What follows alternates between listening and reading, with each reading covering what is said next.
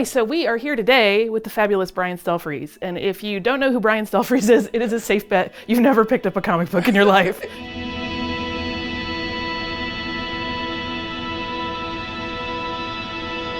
You've worked for all of the bigwigs. All of the bigwigs and some of the little toupees as well.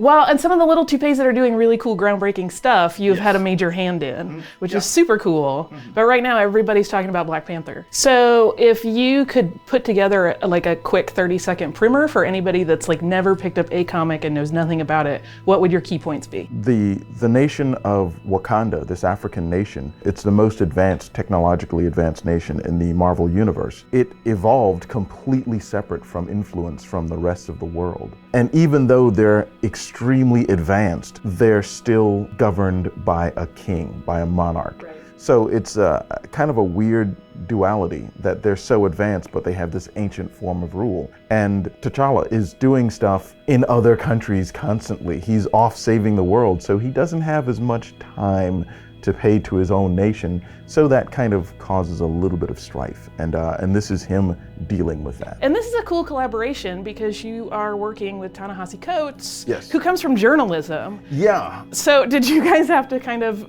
have a little development and discovery period where you found your language together since you're from way different backgrounds? It's kind of strange. I was really nervous because most people that come from screenwriting or novels into comics, they're used to solving all the problems with their magic words. So a lot of people that come from other medium into comics, they overwrite everything. But what's really cool is he took to writing comics just immediately. And not only that, but as soon as he started seeing my designs and layouts, he started adapting even faster. Like, you've gotten the call, you know you're doing this. What are your first steps? Like, what are those first days of collaborating like, and like, where do you kind of map your course from? The first steps is really surprisingly giving calls to people that are smarter than I am, giving calls to physicists, giving calls to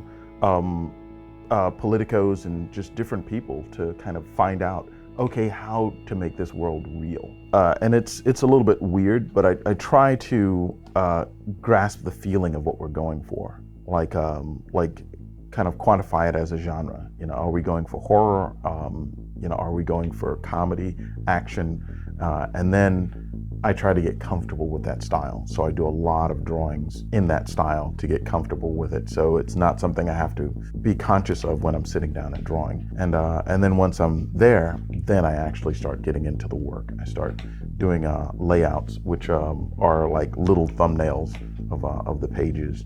And then from there, I get the pages lettered, mainly because like I don't know how much room the lettering is going to take. I can kind of guess, but I'll turn my layouts in and get them lettered, so now I can actually see exactly how much space the word balloons are taking up, and also having the lettering there, I can read while I'm drawing the characters' faces, so I can get the acting a little bit more on point, and then I just go to finishes from there. You know, sometimes pages go fast, sometimes they go slow. I find that comedy and action moves a lot faster, but drama, suspense, horror, that stuff moves a lot slower. And I see Black Panther as a drama with action notes. So Black Panther, one of the cool things about what I'm doing with a character, like for me, like I usually start off a drawing really messy and just kind of like drawing a shape. It's not really about like drawing at this point. It's about like making a series of mistakes, you know. And hopefully they're quiet mistakes that you don't notice, and I'm kind of constantly correcting them until I get to something that looks cool. All right, I'm happy with that. And actually, I like doing it this way because when I do it this way, I'm actually not like finishing the drawing. I'm kind of like getting the drawing part of the way there and just sort of finishing it while I'm inking it. So I don't get like, you know, tremendously bored with it because I'm drawing it over and over and over again. What's really fun is the style that I developed for the Black Panther. And I mean, everything that I do is kind of a variation on stuff that I do anyways, but I kind of decided that I wanted something that was a combination of naturalistic, like looking pretty much like real life, but also extremely hard-edged graphic. So I'm doing stuff a little bit more angular than I normally do. And I think for me, that really kind of boosts up the feeling of tension in the story, but it also doesn't exclude being able to do subtle emotions on characters' faces. Probably one of the coolest challenges of the story is the fact that, it takes place in this African nation. So it's not like I can draw people in knit shirts and khakis. Right. or like, Ford suits or anything like that. It's everything has to sort of feel like Africa, but at the same time feel very different. So I spent a good deal of time just looking at textiles in Africa. I kind of made a decision rather than kind of going, okay, well, this place is going to be sub-Saharan Africa, or this place is going to be a specific Africa. I wanted to take influences from every part of Africa. Yeah, so Wakanda's this African melange. It's just like a lot of different clothing and different draping styles from all these different, both classic and modern cultures. So here's one thing I've always wondered, because I've watched you work on art at various points in time, and I've watched other people watch you, and there's always this sort of like open mouth awe. Do you ever like sit back and go, man, I'm good at this? Actually, it's kind of weird because the way that I draw, like I have a brother, and he has God-given talent. Like I don't have like talent, I have knowledge.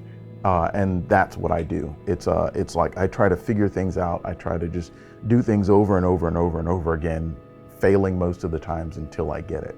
And I think to your average onlooker, knowledge masquerades as talent. And you have a super cool book coming out later this year. Yeah. Can you tell us about it? I'm excited. It's and usually what I do is I do these little sketchbooks, which is kind of like the year's collection of work that I've done. But this book is going to be kind of like just a giant sketchbook of just about everything. And it's going to cover like some of the early stuff that I did in my career up to the stuff that I did probably the week before the book comes out. So it's really just a collection of watercolor pieces, pen and ink pieces, commercial pieces that I've done for DC, Marvel, everyone. And at the same time, because teaching is a real large component of what I do, it's got like a lot of step-by-steps in pieces where I've kind of like go through exactly, how I did the piece. So it's a really kind of fun book. All right, and that's how it gets put together. Boom! Look at you go.